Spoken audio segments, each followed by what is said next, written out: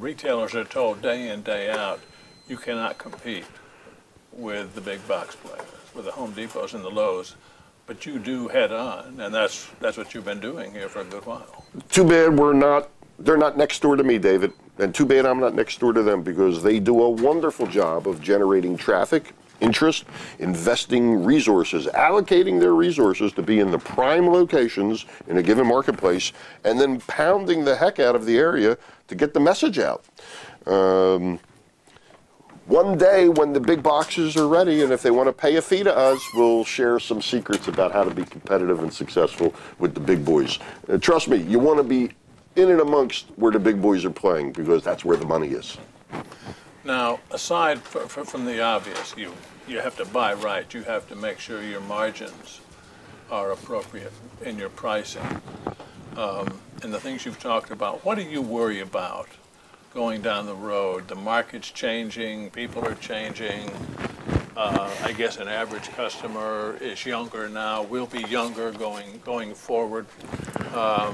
There's lots of things long-term to be concerned about. What sort of things do you worry about? David, as I have gained experience, gotten older, and gotten more Republican, instead of being the starry-eyed Democrat I was when I first left college 40 plus years ago, or almost 40 years ago, I think I yield to Shane to let him worry about the micro matters, the store matters, the neighborhood matters. I've developed more of a macro view. I worry about the Arabs. I worry about the Arabs and the Israelis. I worry about the Federal Reserve. I worry about what just doesn't feel right to me, that in the economy we live in, we keep diluting our dollar to the point that I can't believe the dollar is even worth the paper it's written on today. And now we have these new blue $100 bills with all kinds of fancy stripes and watercolor marks on them and stuff. I don't get it, David. I don't get how we can keep pumping dollars into an economy and diluting our values, or the value of our currency, and yet the currency is still expected to perform and be there for people's needs and savings. I worry about healthcare coverage. I worry about advancements in medical technology. I worry about, I'm not trying to be flip, but what Rodney King says, how can we all learn to get along?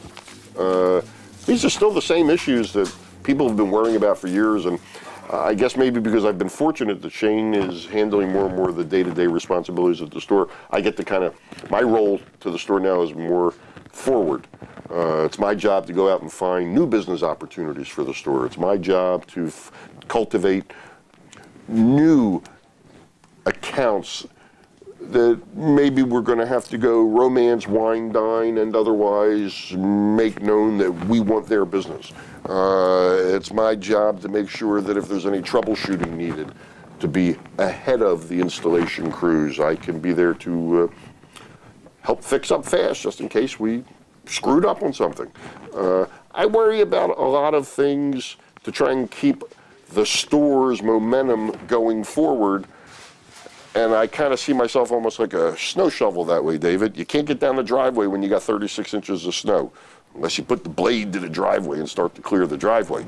So when need be, I got to clear the driveway around here. But the macro issues of the world, they puzzle me, David. And when you think you know something and you think you understand why certain things happen, and then you really realize you don't, that's frustrating. For me, that's frustrating, David.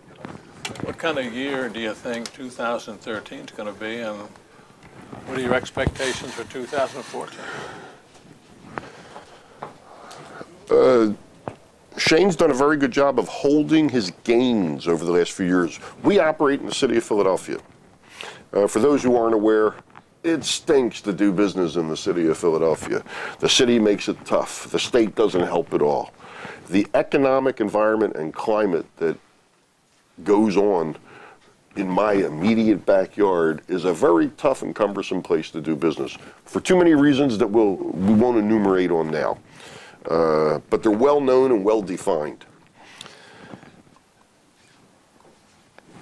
We, in the last 5 years, and it neatly ties in with a lot of Shane's effort and energies to upgrade and enhance our merchandising and our modus operandi here in the store. What's happened is we've run counter to that trend.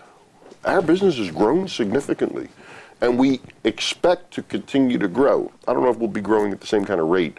Shane's done a good job, I think, this year in holding gains made from the year 10 to 12. And we've actually seen our mix change a little this year, where we're relying less and less on commercial and more on residential.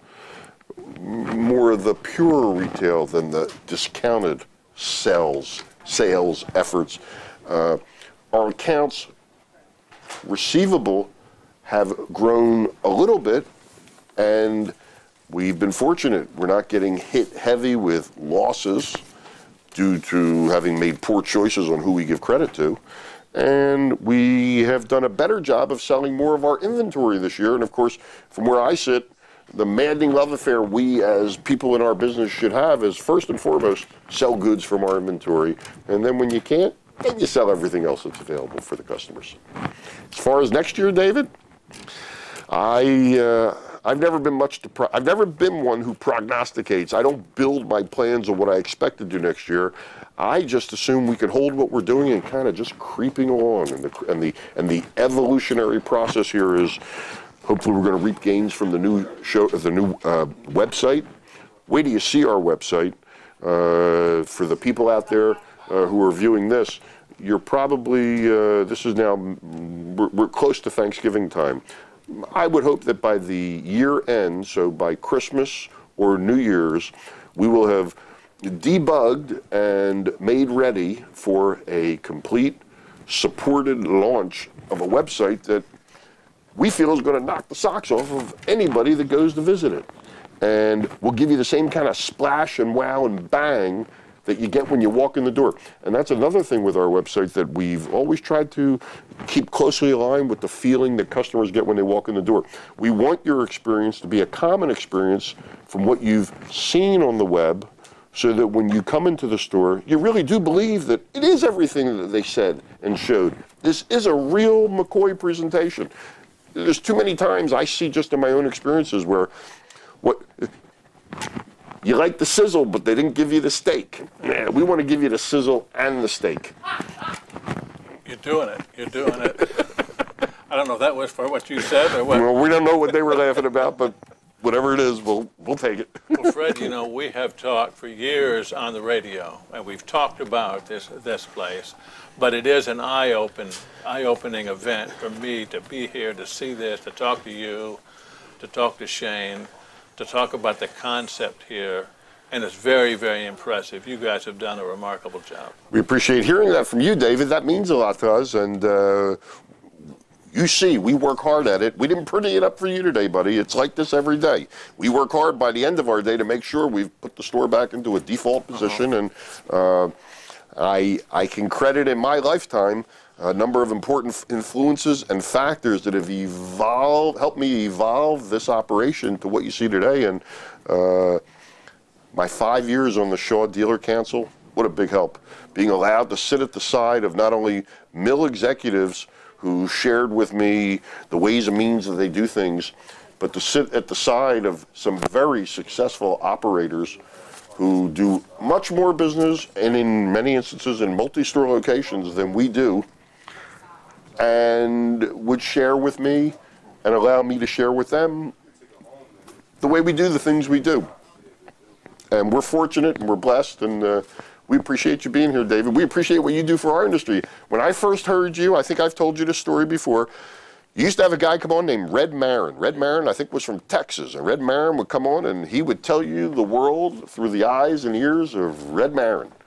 And what I used to like listening to Red Marin about was he didn't mince his words. He had a bit of a drawl and an inflection about himself and his own character and style and the way he would tell his stories, but he told it the way it is. And that's what I really enjoy about what you do for our industry, David. You allow people like us and others to tell it like it is, and that's a great service to this industry. So thank you for what you do for us. Well, thank you, and when you say you're a dinosaur, it has new meaning to me, and that's not some old rustic idea whose time has passed, because that's not what's here, in my view. Fred, it's been great talking with you. I appreciate you having us in the store. It's been a pleasure. Don't be a stranger. Come on by again. We'll do it. We'll do it. We'll get back in my hometown again, too, so that's even better. All right, so let's go get you something to eat now. Let's do it. Okay. We've been talking with Fred Reinhart, Reinhart Carpet Outlet. This is Talk 4 TV.